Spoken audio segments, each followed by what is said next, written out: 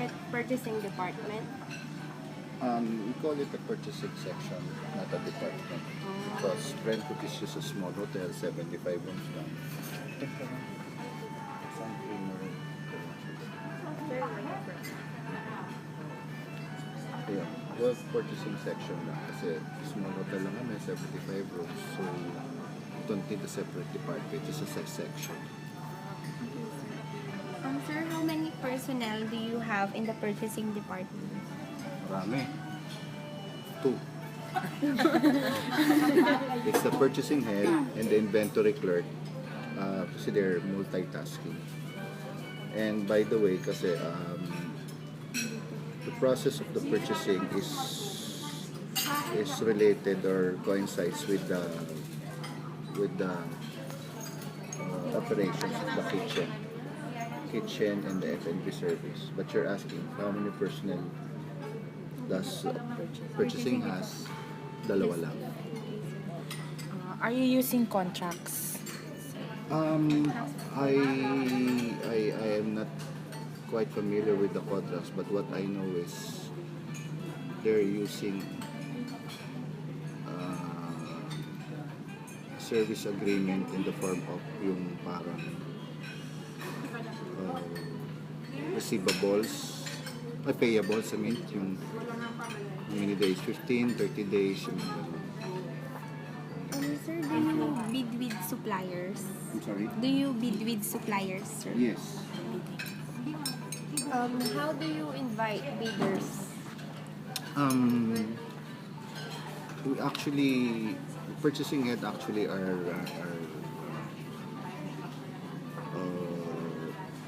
open for invitation with bidders, but they prefer, I would say,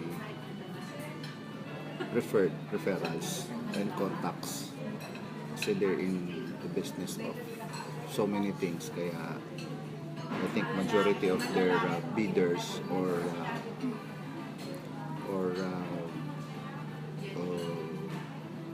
purchases are coming from contacts. Sir, what comes first as a priority? Quality or price? Both. I say both because I think we all know as a Chinese, because this is the hotel is being run by predominantly Filipino Chinese, so they are very cautious with the price. Sir, do you have suppliers who work with you for more than 10 years? Ay, wala pa. Kasi kami are just starting. We just started last quarter of 2014. Sir, what do you usually do if one department requests for a large equipment that requires a large amount of money? It has to be coordinated, or he has to be taken to the board for the approval, because how it works here is for if it's big amount or big quantities, it has to be approved by the board. Sir, do you use requisition forms? Yes. What kind of requisition forms, The sir? normal quantity, the weight, quantity, the date, those normal, the usual requisition forms. Sir, what do you do if the recommended brand is too expensive?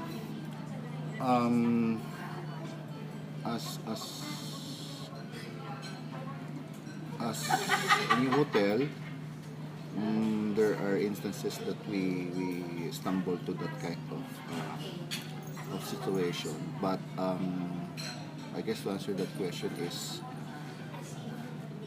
we try that product because if it's expensive, it should be worth the price. However, since we are new, we don't stop in sourcing out other brands or purchases. Do you order and purchase supply? I'm sorry. Do you order and how do you order and purchase supply? How do we order and Purchase. what do you mean and purchase supplies? Like orders from from the suppliers? How do you order? Do you go directly to the suppliers or just phone calls? Yes, both actually.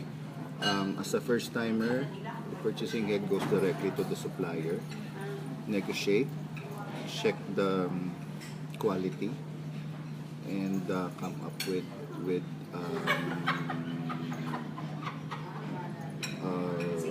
the prices or the proposal from the suppliers, and then they compare. And then if it's approved, then we call. Yes, sir. Do you consider your planned menu or recipe?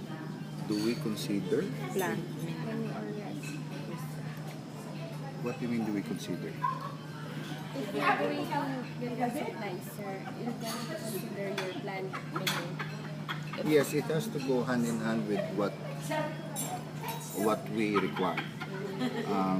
For example, a menu for a specific function, a menu for a specific occasion, and a menu for the a la carte or the restaurant menus. Yung ba yung tanong niya? Apo. Sir, what problems do you encounter with your suppliers? What I heard is yung delivery is not complete. For example, they order a certain number of this item based on the requisition in the order, and then upon delivery, we notice that it's out of stock, mga ganyan. And other problems are yung of low quality, so we return them. Sir, do you have receiving areas in your hotel? Meron at the basement, but we're not allowed to check your even to take pictures. Who is the personnel required to be present during receiving? The inventory / receiving clerk / storeroom clerk. Isang tao lang yan. Sir, what do you do when you receive the wrong orders? We simply put a note on the delivery receipt and return them. When is the best time to receive orders? Morning. Morning. Especially for wet or fresh items. Yun yung mga karne, isda, prutas, gulay. Mga what time po? Mga 3? Hindi naman. 6 a.m. Hindi naman. Mga 8:30 to 9. Ang hali na. How many storerooms do you have? We have two. Ano ba yan? Depende sa goods or All the sort of the oh, equipment. for the goods, yung perishable goods and non-perishable goods, 3, including dito sa kitchen.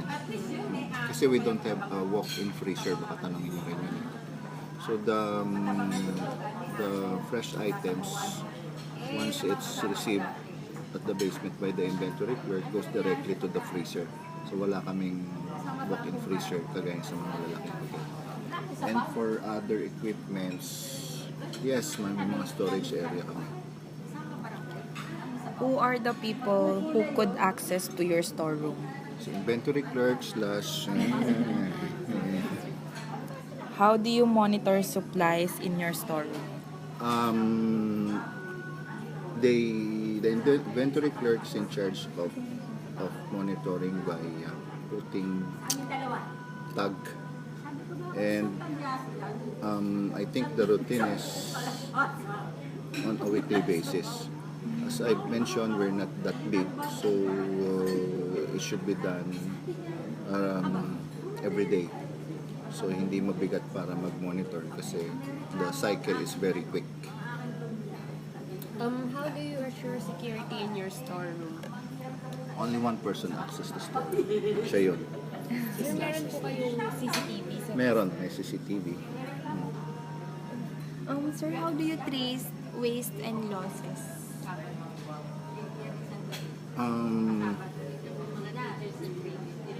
At the end of the day, at the end of the month, it will reflect on the food costs. Narinig na ba yun? Food costs. And other ways of tracing it is when the purchasing head notice some parang questionable requisitions. So doon siya papasok to investigate. Like for example, today is Saturday, order ng this so many dozens of eggs, and she compared it to the forecast or the occupancy or the incoming function for the following week. So yun yung basihan niya. And if she is quite very good at it, pag na-notice niyang order ng 10 dozens of egg ngayon, and yet the forecast for the following week is slow or wala mong function, and then wala pang 1 week, umorder na naman ng 10 dozen, so that's questionable. Sir, what if you found out that one of your employees steal some? Do you fire him? We investigate, we give due process, and if it's a form of stealing, if it's patunayan based on our code of discipline, it's for dismissal. Sir, thank you, sir. Thank you, sir. Sir, would you Bilis, hindi pa mga kalahati. Rod Di Mayuga. Rod, R-O-D, and Di Mayuga. Di Mayuga.